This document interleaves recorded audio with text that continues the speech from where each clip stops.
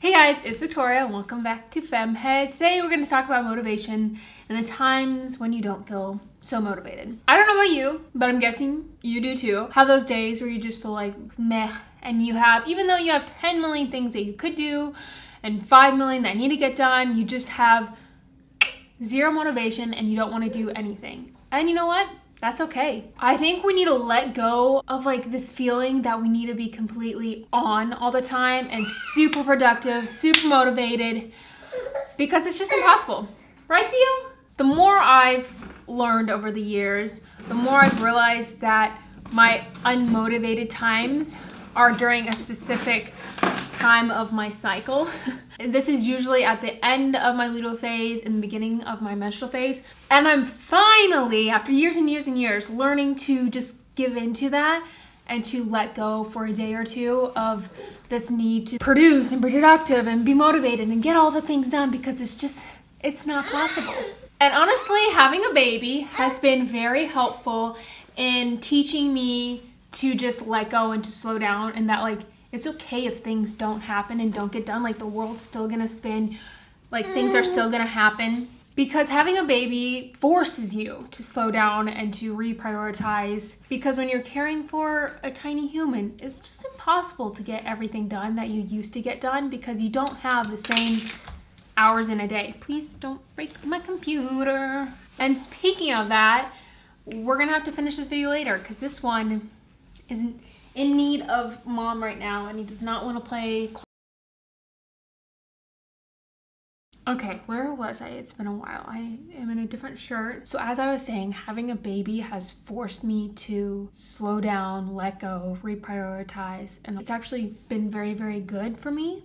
And I have found over the years that when I actually do allow myself time to slow down for a couple days and, take a day or two off from life, that the magic happens after that. So like I said, I usually find that this need to slow down and relax at the end of my luteal phase and the beginning of my menstrual phase. And I find that if I allow myself to slow down, sometimes not completely, but like take some sort of step back, that usually towards the end of my period, I find this burst of energy and motivation, and it's just it's so delicious and I love it. Now I totally understand not being able to take an entire day off work if you have kids, any sort of responsibility, but I challenge you on those days where you feel that need to slow down and take a break, to look at your giant never-ending to-do list, see what actually needs to happen that day. What are the must get done that day tasks? The rest of it will get done at some point, or it won't, and that's fine. And you just have to push that to the side and say, okay, these are the 3 things that need to happen today. If it's going to work or doing work, go to work, be the best version of yourself you can be that day,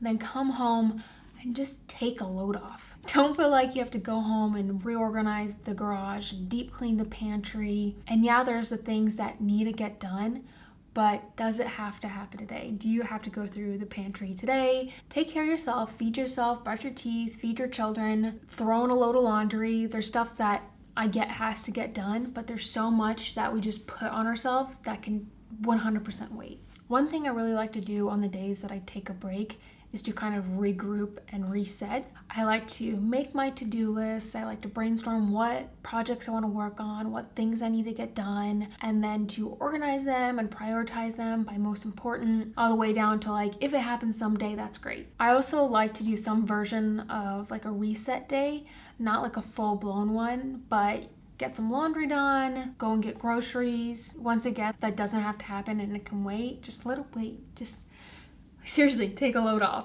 If you are able to take the time when you're not feeling motivated to make a plan of attack for when you do get your motivation and your energy back, you're gonna be so much more productive. And I find that I very easily make up for the time that I took off, because if I'm constantly just pushing myself and going, I'm gonna burn out and I'm gonna have a much longer time of just needing to take a break, rather than giving myself a day a month to just not feel like I have to do it all. If you have a menstrual cycle like me, 2 books that I recommend kind of on this topic are The Optimized Woman and In the Flow. I'll link them down below, but The Optimized Woman is the first book where I kind of learned about our strengths and weaknesses in our different phases of our cycle.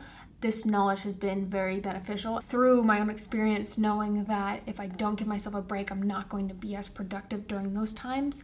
Really just motivates me to give myself permission to take a step back. And I have found it's very, very beneficial, and giving yourself a break helps you keep moving forward, keep being productive, keep getting it all done, because if you're constantly go, go, go, you're gonna burn out. And I feel like so many people have experienced this. Granted, there are times in life where you have to just put your head down and grind, but I do feel like there are opportunities on a weekly basis or on a daily basis to find the time to re-energize and regroup.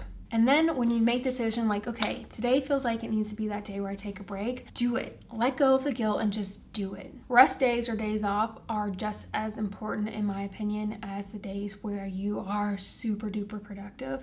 And while the days where you are super productive and you get everything on your to-do list crossed off feel so good, I find that I don't have as many of those days where I'm super productive if I don't have the days where I just let go and relax. And like I said, most of us can't just spend the whole entire day on the couch or in our bed watching Netflix.